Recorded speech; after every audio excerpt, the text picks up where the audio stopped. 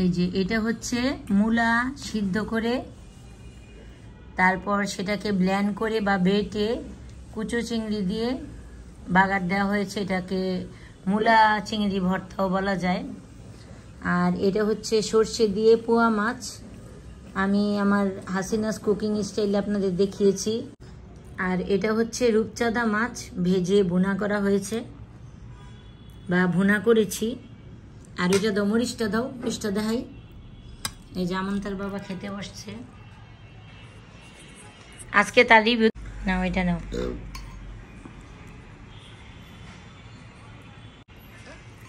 এটা মূলা দিয়া গুঁড়া চিংড়ি মানে কুচু চিংড়ি, সাথে কি বলে এটাকে সবাই কি বলে আমি জানি না, কিন্তু আমরা বলি জোগা বাটা।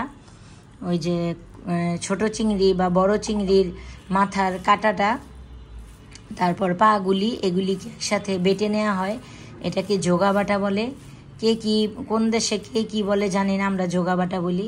তো ওই চিংড়ির জোগা বাটা আর কুচু চিংড়ি মানে গুঁড়া চিংড়ি মিলিয়ে তারপরে এটাকে বাগার দিয়েছি। চাইলে এটা মূলার খোসা দিয়েও বাগার দেওয়া যায়, মূলার খোসা সিদ্ধ করে তারপর এটাকে বেটে বা ব্লেন্ড করে তারপরে চিংড়ি মাছ দিয়ে বাগার দেওয়া যায়। এটা অসম্ভব মজা লাগে। মূলার কোনো স্মেল আছে না? কেমন হয়েছে বলো এখন? অনেক সুন্দর, test is so delicious. Delicious, খাও, মজা হয়েছে, এটা আমিও বুঝতে পারছি। আর এটা হচ্ছে পোয়া মাছ দিয়ে সর্ষে বাটা, আমার ফেভারিট। আর এটা রূপচাঁদা মাছ ভেজে ভুনা করা। আর ডাল রান্না করেছি, ডালটা নিয়ে নিই কারণ আমন্তার বাবা আগেই ডাল নেয়।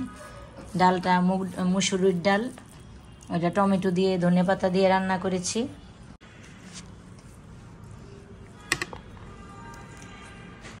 বাসায় একটু বরহানি ছিল, সেটা আমি নিয়ে নিয়েছি।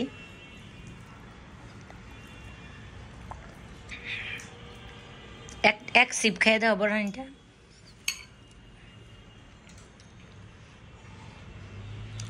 খাওয়ার একটু খাও, আর একটু খাও, আর একটু খাও, খাওয়ার একটু, আমি অল্প একটু খাবো, মিষ্টি অনেক, খাওয়ার একটু খাও।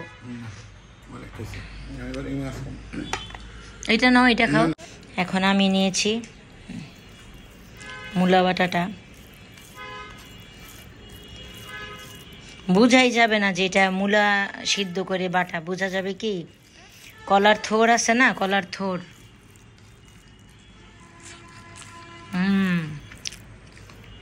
অনেক মজা, একবার অন্তত রান্না করে খেয়ে দেখবেন। মূলা খোসা সহ দিলে একটু হালকা একটু তিতা তিতা লাগে, খোসাটা না দিলেন মূলাটা কেটে সিদ্ধ করে বেটে তারপরে চিংড়ি মাছ দিয়ে।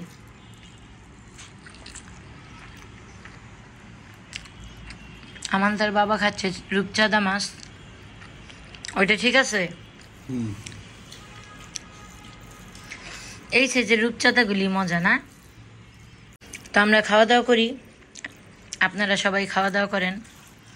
আজকে দুপুরে কি রান্না করলাম, রান্না করি রোজই, দেখালে রোজই দেখানো যায়। আজকে ভাবলাম একটা রেসিপি করলাম, এই যে মূলা বাটাটার দিয়ে চিংড়ি মাছের রেসিপি করলাম।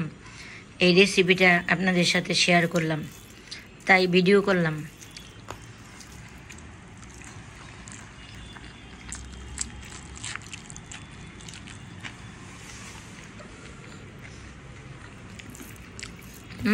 সাদির গাছের মরিচটা অনেক জাল, ছোট হইলো অনেক জাল। আজকে পর্যন্তই, ভালো থাকবেন সবাই, আল্লাহ হাফেজ।